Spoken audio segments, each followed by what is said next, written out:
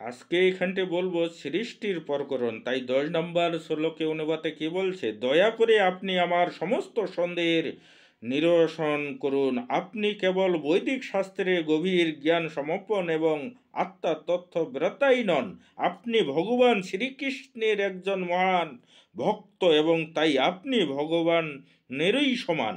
তাৎপর্যে শ্রীল স্বামীগুলো সুন্দরভাবে ব্যাখ্যা করেছেন যে এখানটি বর্ম সংহিতায় বলা হয়েছে যে পরমেশ্বর ভগবান গোবিন্দ এক এবং অদ্বিতীয় হওয়া যা সত্ত্বেও অন্যত্র অচ্যুত রূপে নিজেকে প্রকাশ করেছেন এবং সেই সমস্ত প্রকাশগুলি পরস্পরার থেকে অভিন্ন। যদিও তিনি আদিপুরুষ, তথাপি তার রূপ নিত্য নবযৌবন সমপন। বেদের অপ্রাকৃত বিজ্ঞানের মাধ্যমে তাকে জানা দুর্লভ, কিন্তু তার শুদ্ধ ভক্তেরা তাকে অনায়াসে জানতে পারেন। ভগবানের বিভিন্ন প্রকাশ, যেমন কৃষ্ণ থেকে বলদেব, বলদেব থেকে সংকর্ষণ, সংকর্ষণ থেকে বাসুদেব, বাসুদেব থেকে নিরুদ্ধব, নিরুদ্ধব থেকে প্রদর্শন এবং তার থেকে আবার দ্বিতীয় সংকর্ষণ এবং তার থেকে নারায়ণ, পুরুষ অবতার এবং অন্যান্য অসংখ্য রূপ, যাদের নিত্য প্রবহমান নদীর অসংখ্য তরঙ্গের সঙ্গে তুলনা করা হয়েছে। তার সকলেই এক এবং অভিন্ন। তারা সমান শক্তি সমপন দ্বীপের মতো, যেগুলি অন্য একটি দ্বীপ থেকে প্রজ্বলিত হয়েছে। হ্যাঁ, একটি ভগবানের অপ্রাকৃত শক্তি বেদে বলা হয়েছে যে তিনি এমনই পূর্ণ যে তার থেকে পূর্ণ শক্তি সমপন আর একজন প্রকাশিত হলেও তিনি পূর্ণরূপেই বর্তমানে থাকেন। পুণ্যস্য পূর্ণ মাদায় পূর্ণ মে বাসিত্ব। এতএব জ্ঞানীদের ভগবানের সম্বন্ধে মনোধর্ম প্রসূত ভৌতিক ধারণায় কোনো ভিত্তি নেই।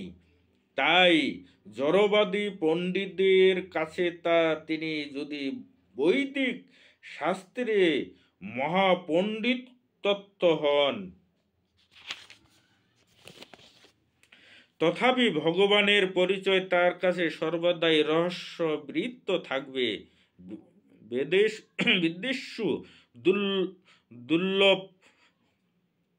তাই ভগবান জাগতিক পণ্ডিত, দার্শনিক অথবা বৈজ্ঞানিকদের বিচার বুদ্ধি অতীত, অথচ তার শুদ্ধ ভক্তদের কাছে তিনি সহজেই প্রকাশিত হন। কেননা ভগবান শ্রীমদ্ভগবদ্ গীতায় 18:54 ঘোষণা করেছেন যে জ্ঞানের স্তর অতিক্রম করে ভক্তি সহকারে তার প্রতি সেবাপরায়ণ হলে কেবল তখনই তাকে যথার্থভাবে জানা সম্ভব হয়।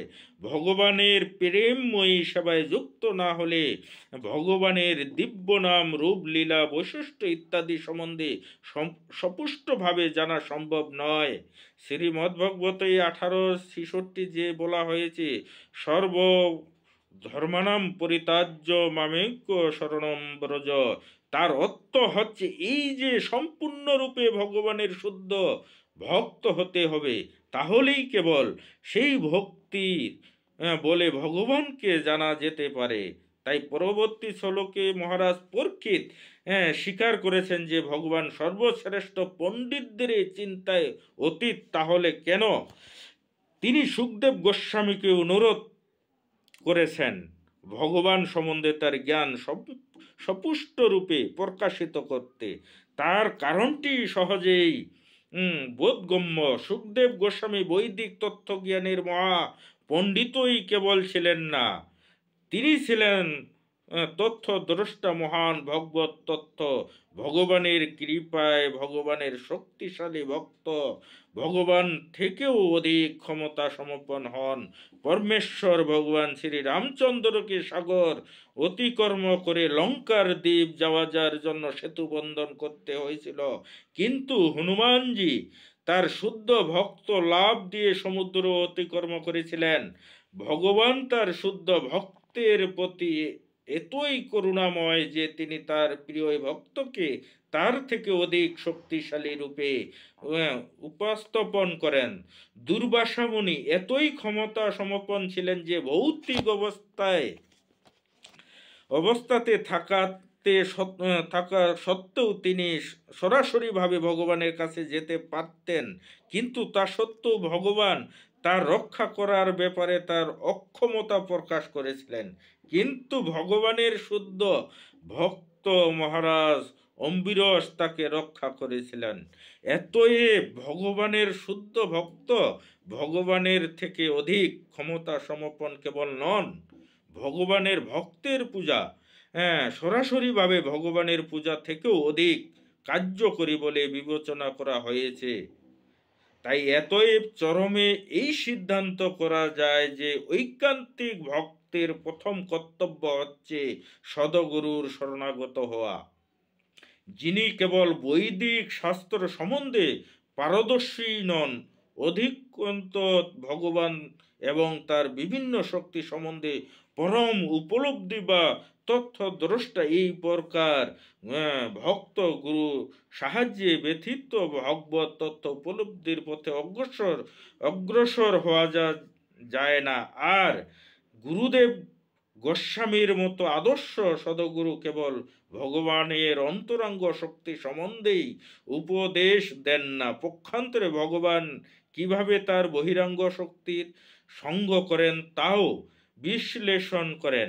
অন্তরঙ্গ শক্তিকে ভগবানের কার্যকলাপ প্রকাশিত হয় তার বৃন্দাবন লীলায়, কিন্তু তার বহিরাঙ্গ শক্তি কার্যকলাপ পরিচালিত হয় কারণ নবসায়ী বিষ্ণু, গর্ভোদকসায়ী বিষ্ণু এবং ক্ষীরোদকসায়ী বিষ্ণু রূপে মাধ্যমে শ্রীল বিশ্বনাথ চক্রবর্তী ঠাকুর উৎসাহী বৈষ্ণবদের সুদোপদেশ দেওয়ার প্রসঙ্গে বলেছেন যে তাদের কেবল ভগবানের লীলা যেমন রাজলীলা শ্রবণে উৎসাহী হওয়া উচিত নয়, পক্ষান্তরে পরীক্ষিত মহারাজ মতো আদর্শ শিষ্য এবং গুরুদেব গোস্বামীর মতো আদর্শ গুরুর দৃষ্টান্ত অনুসরণ করে পুরুষ অবতার রূপে ভগবান সৃষ্টি তত্ত্ব সম্বন্ধে শ্রবণ করতেও গভীরভাবে আগ্রহী হওয়া যা উচিত।